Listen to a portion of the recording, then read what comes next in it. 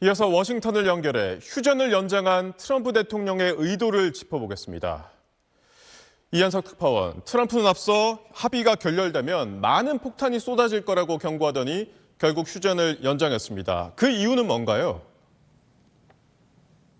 네, 무엇보다 이란과의 전쟁을 바라보는 차가운 이 미국 내 여론이 가장 부담스러웠던 것 같습니다. 월스트리트 저널은 트럼프 대통령이 이란에 대한 공격을 재개할지 참모들의 의견을 물으면서 국민적 지지가 낮은 전쟁을 다시 시작해서 이 장기전을 이어가는 상황에 대해 극도로 경계하는 모습을 보였다, 이렇게 보도했습니다. 트럼프의 지지율은 집권 2기 행정부 출범 이후 최저치인 33%를 기록했고, 특히 경제 정책에 대한 지지율 한 달 전보다 8%포인트 떨어진 30%로 폭락했습니다. 6주 안에 끝내겠다던 전쟁이 8주 차에 접어들면서 유가를 비롯한 물가가 고공행진을 이어가고 있습니다. 이 상태라면 다가올 중간선거에서 공화당이 연방 상하원에서 다수당 지위를 지키기 어렵다, 이런 위기의식이 반영됐다고 봐야 할 것 같습니다. 또 대통령이 의회 승인 없이 무력을 사용할 수 있는 법적 시한이 60일, 다음 주 금요일인 5월 1일까지입니다. 트럼프로선 이란이 버티고 있고 또 합의도 안 됐고 성과가 없기 때문에 5월 1일 이후에도 군사작전을 지속해야 하는데, 그러려면 이제 의회 승인을 받아야 합니다. 의회를 설득하는 데에는 대대적 공습 재개를 하는 것보다는 자신이 휴전을 거듭 연장하며 노력을 했는데 이란이 거부했다, 이런 명분이 필요했을 겁니다. 네, 미국 내 반응은 어떻습니까? 네, 미국 일부 언론들은 이 타코의 최신 사례라고 신랄하게 비판했습니다. 타코는 트럼프는 항상 마지막에 겁을 먹고 물러난다는 트럼프의 외교 경제 정책을 조롱하는 의미로 미국에서 널리 쓰이는 용어인데요. 불과 몇 시간 전까지만 해도 이 폭격을 예상한다고 위협하더니 오후에 갑자기 말을 뒤집은 걸 조롱한 겁니다. 특히 대통령의 변덕스러운 외교에 유가와 증시가 춤을 추는 위태로운 상황을 우려하고 있습니다. 정치권의 반응은 엇갈립니다. 민주당에선 전쟁 권한법의 법적 시한을 넘기기 위한 꼼수라고 비판을 했고, 공화당에선 파키스탄과의 동맹을 존중하고 또 외교적 기회를 준 옳은 결정이라고 평가했습니다. 지금까지 워싱턴에서 전해드렸습니다. 오늘 밤 한 문명 전체가 사라질 것이다. 지난 7일 트럼프 미 대통령의 이 최후 통첩은 전쟁 범죄란 비판을 불러왔습니다.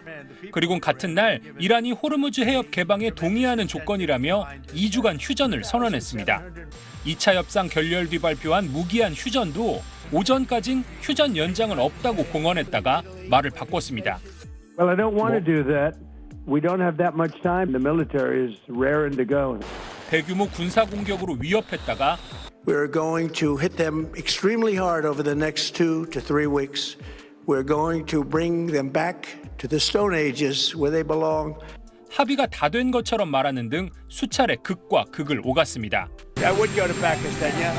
Pakistan has been great. They've been so good. Islamabad, I might go. 영국 일간 텔레그래프는 트럼프 대통령과 가까운 관계자를 인용해 행정부 내에서 이란 전쟁과 관련해 무슨 일이 벌어지고 있는지, 계획이 뭔지, 심지어 목표조차 모르고 있다며 모든 게 엉망진창이라고 보도했습니다. 또 다른 소식통은 트럼프 대통령이 예민해져 수면 시간까지 줄었고 측근들이 소셜미디어 활동을 자제하라고 조언해도 손을 쓸 수 없는 상황이라고도 전했습니다.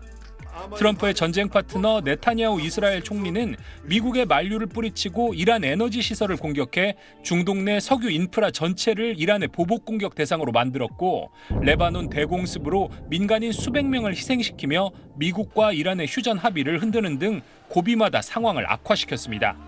אבל אני אומר ביושר, עדיין לא סיימנו את המלאכה, והוא פירוק חיזבאללה. זה דורש מאמץ מתמשך. 종전 협상이 미궁 속에 빠지면서 세계를 전쟁의 늪에 빠뜨린 두 지도자를 향한 비판이 거세지고 있습니다. SBS 장홍경입니다. 지난 2월 미국과 이란은 3차 핵 협상을 마치고 다음 협상을 앞두고 있었습니다. 합의에 근접했던 것으로 알려졌지만 트럼프 대통령은 전격적으로 전쟁을 시작했습니다.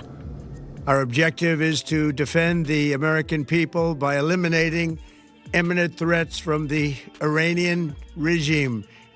경제난과 반정부 시위로 약화된 이란 체제를 전복할 기회로 판단한 네타냐후 이스라엘 총리의 강한 설득이 있었던 것으로 알려졌습니다.